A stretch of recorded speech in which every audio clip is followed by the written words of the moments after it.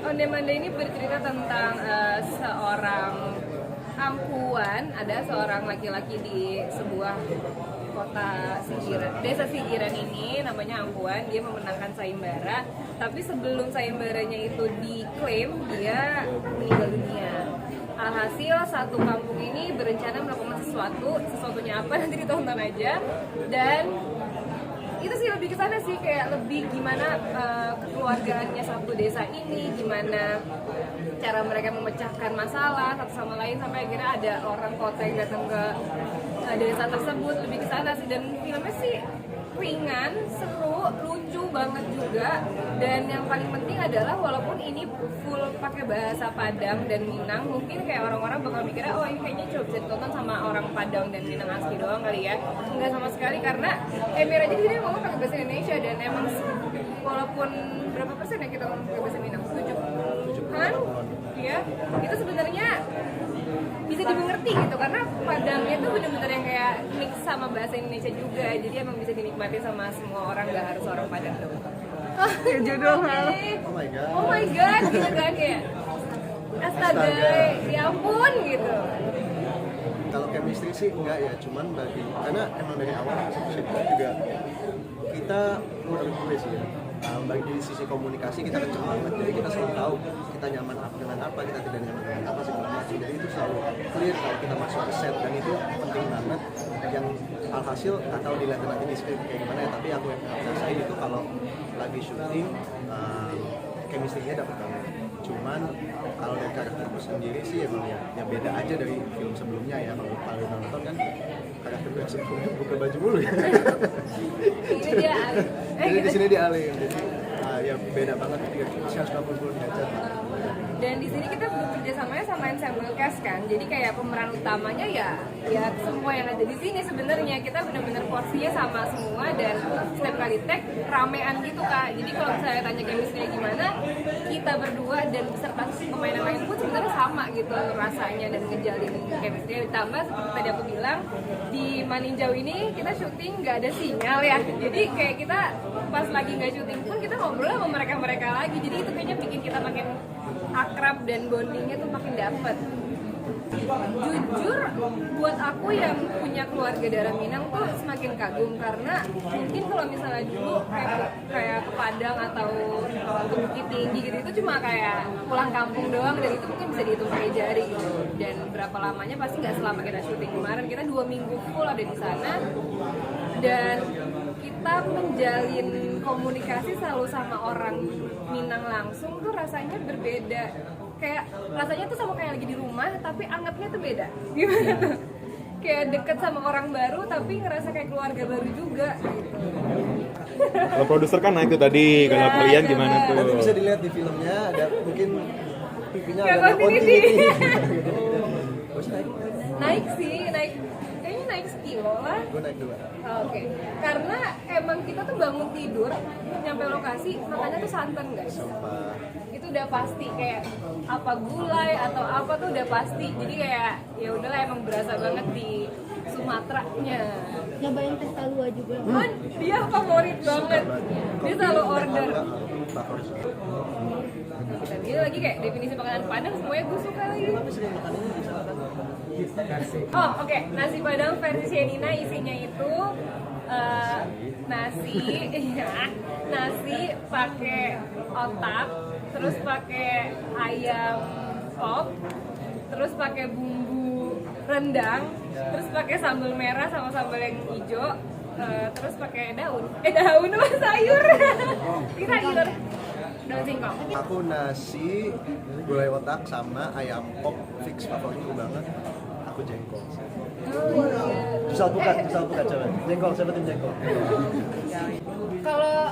Kalau masakan nenek kakek gimana? Kan asli Padang. Itu lebih enak sih. Jujur iya, karena mama pun di rumah masaknya masak Padang kan. Maksudnya kayak masak rendang itu bukan cuma kayak lebaran doang gitu, kayak sehari-hari pun kalau misalnya pengen rendang tinggal masak rendang doang gitu. Mirip, cuma kan gue gak kuat pedas, jadi kalau versi nyokap tuh agak gak pedas. Kalau versi Padang asli tuh ada pedesnya yang kayak nagi tapi uha-uha. Aku sih gak punya list kayak harus main budaya apa ya, kayak apapun yang ditawarkan, kalaupun akunya apa ya kayak tertarik untuk memerankan pasti akan berjodoh juga sama karakternya. Jadi kayak nggak ada pilihan mau main budaya apa next. Ya mungkin itu juga membantu perubahan dari luar kali ya. Maksudnya kan selain emang pakai bahasa Minang itu udah berubah total, itu bukan Shenina dan juga Laras yang sebelumnya. Ditambah lagi dari perubahan fisiknya pakai kerudung. Cuma gimana nyaman atau enggaknya, nyaman banget sih karena itu biasa aja. Bahkan aku pakai kerudung tuh bisa pakai sendiri gitu. Jadi nggak ada gangguan sih, maksudnya pakai kerudung ataupun enggak sama-sama aja. Iya, aku sempat ada di fase dimana aku merasa aku sempat nggak yakin aku punya sesuatu untuk yang bisa aku tawarkan ke dunia entertainment ini. Maksudku banyak yang jauh lebih berpengalaman, banyak yang better looking, banyak yang tayangan juga lebih tinggi. Jadi di saat itu aku sempat melewati proses di mana aku ditolak-tolak dulu gitu. Tapi sekarang melihat proses itu, melihat kejadian itu yang udah aku lewati, aku jadi bersyukur justru karena sekarang aku bisa menghargai banget setiap opportunity yang aku dapat. Terus ya film sama ini anak ini satu. Itu pas casting aku lagi udah ikhlas banget lah, sedapatnya aja segala macam, ya ternyata jodoh. Dari situ aku mulai merasa orang-orang akhirnya bisa melihat value aku, yang membantu aku melihat value diriku sendiri. Pastinya happy sih. Ya, lu gimana maksudnya? Aku sih simple, cuma budget doang. Nggak, yang pastinya happy karena setiap kali aku syuting tuh aku tidak pernah mematok apakah akan ada pencapaian di setiap proyeknya gitu. Jadi kayak itu adalah nilai plus dan juga kayak hadiah aja buat kita semua gitu. Kalau misalnya ternyata akhirnya bisa diterima di festival ini atau apa, atau mendapat penghargaan gitu, itu cuma nilai plus doang. Tapi kalau untuk kayak ada seleksi atau enggak setiap memilih project, aku sih percaya bahwa setiap karakter itu punya jodohnya sendiri gitu, kayak apakah aku berjodoh dengan karakter tersebut atau enggak, atau kayak gimana, kan banyak faktornya. Tapi yang jelas kalau untuk di project ini kenapa akhirnya mengiyakan, ya itu balik lagi karena aku bekerja sama Kapal untuk pertama kalinya, dan juga aku bekerja sama banyak senior, salah satunya ada Om Yos dan juga Yayang gitu. Aku nggak pernah kerja sama mereka sebelumnya, plus ngomong pakai bahasa daerah, dan menurutku itu adalah hal yang baru karena aku nggak pernah nyobain sebelumnya. Tapi semoga lulus ya saya, tapi kalaupun enggak ya seperti tadi Kak Paul bilang bahwa di filmnya dijelaskan juga kalau misalnya ternyata kalau misalnya Shenina karakternya Siman ini tidak terlalu fasih berbahasa Padang itu karena apa, ada diceritain. Sebenarnya apapun yang terjadi di Maninjau itu kayak nggak ada sinyal, ngobrol sama semuanya, terus kita syuting di Lapau itu kayak plek ketiplek apa yang sehari-hari terjadi di sana gitu. Emang kayak orang sana tuh seperti itu, kayak kalau misalnya mau nyari sinyal mereka harus naik sampan dulu ke tengah buat ngangkat tangan. Mungkin tadi di teaser udah sempet lihat itu persis apa yang terjadi. Jadi yang dibuat di skrip sama di filmnya asli itu sama gitu. Dan mungkin karena itu kali ya, jadi kebudayaan mereka di sisi kebersamaan tuh menciptakan. Iya, jadi kita nggak fokus terhadap gadget kita terus-terusan gitu, dan karena memang kita lagi fokus syuting, mungkin gadget itu nggak terlalu dicariin banget kali ya, jadi nggak bermasalah adanya sinyal atau enggak. Kita tutup dulu karena seperti tadi aku jawab bahwa tidak perlu sinyal atau enggak, sama aja. Syutingnya 2 mingguan, kayaknya 14 hari di sana, 2 hari, 3 hari di Jakarta ya. Kalau aku sih bangun pagi. Enggak, serius bangun pagi kan kita langsung. Oh iya, jadi kan Danau Maninjau itu seperti ini.